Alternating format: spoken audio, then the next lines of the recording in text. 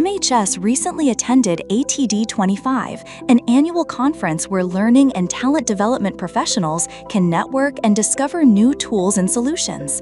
MHS trainer Zena Collins attended and delivered an insightful presentation called Beyond Buzzwords: The Science of Emotional Intelligence for Performance, Risk Reduction, and Cost Savings.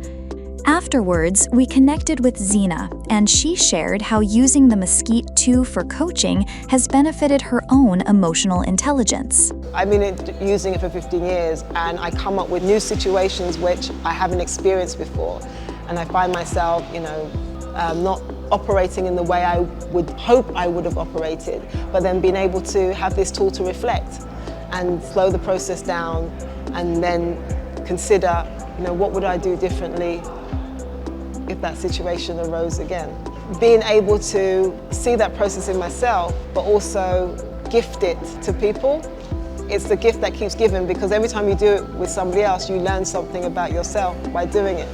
To learn more about Zena Collins and MSCEIT certification opportunities, head to grandstrategy.llc/emotional-intelligence. For more information on MHS and our full suite of talent solutions, visit mhs.com/talent-solutions.